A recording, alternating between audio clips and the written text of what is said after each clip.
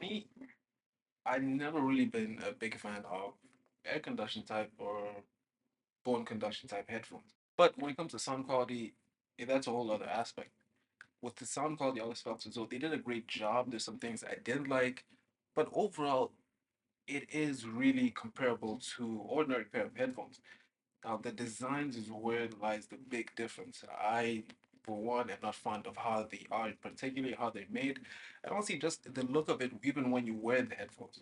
But before I even get into all that, the intricacies of why I personally still am not convinced about air conduction and bone conduction type headphones, just make sure you follow, subscribe, just so you can stay tuned for more videos like this in the future.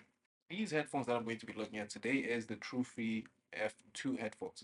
New pair of air conduction headphones, and just like pretty much all the other type of air conduction headphones, these are going to have the band around, just so they can hang around your neck, and they're going to have the similar iconic features of air conduction type headphones. So there's not going to be earbuds that you put in the ears, and just FYI, the air conduction type headphones, they just hover over your ear canals, and pretty much just send sound through your ears into your ear canals, unlike ear tips or overhead headphones, where overhead headphones, of course, classic, everybody knows, they go over your head.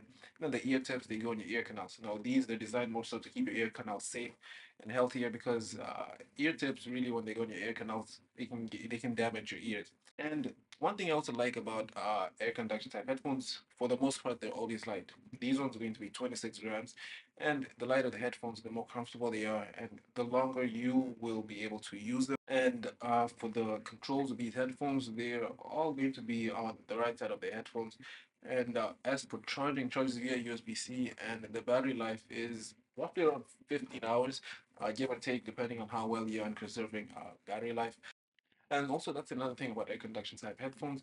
They are more designed for activewear and like sports type activities, in that they're designed to cling onto your ears and stay on for as long as possible. But also giving you the ability to be still immersive and aware of your surroundings. Since the headphones don't completely go in your ear canals, you'll still be aware of your surroundings and still be able to hear what is going on. But at the same time, for example, you'll still be able to listen to your music or whatever the audio is coming out of your headphones. And for people that like air conduction headphones, the argument for them is that it's good because it still allows you to be aware of your surroundings if you're going on a hike. And for me personally, the one problem I have with that is, sure, that's good, but there tends to be a lot of sound bleeding when it comes to headphones designed like air conduction, bone conduction type headphones.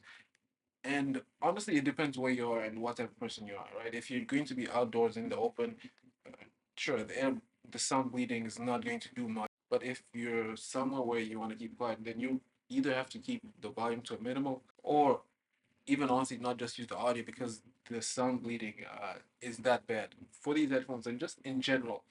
Also, there's dual mic noise cancellation, which is good for phone calls. And one of my favorite features for any pair of headphones, honestly, is dual pair connection. Now, this allows to connect to multiple different devices at the same time. And honestly, yeah, it doesn't seem like much, but those couple of seconds, it's just swift and it feels more immersive instead of having to disconnect from, say, my cell phone and then connect to my computer and vice versa.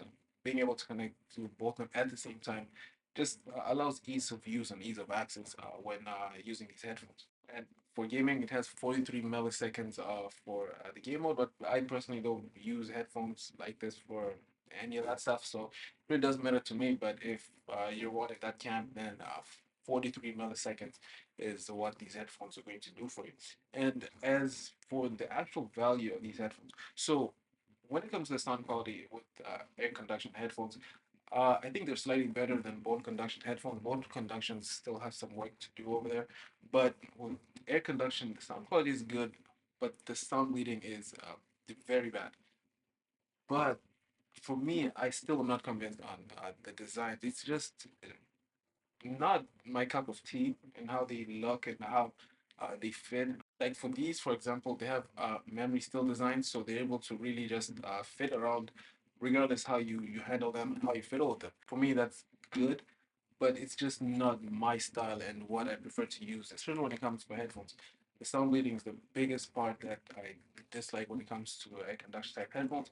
But if you someone who just enjoys and prefers air conduction type headphones, that the conclusion for these headphones, I give them like an 8, maybe 9 out of 10, because the sound quality is really good. And if you already like air conduction type headphones, then you don't even care, or the design doesn't bother you, honestly, as it does someone like me. But at the end of the day, I think these headphones are pretty good pair of headphones. The sound quality is good. The sound bleeding is a big no-no for me. And the design, I already have that opinion, and it still stands. And I haven't yet been convinced otherwise, other than the design and honestly, just air and bone conduction type headphones. But then again, that's just my opinion. Let me know what you think. Religion, about.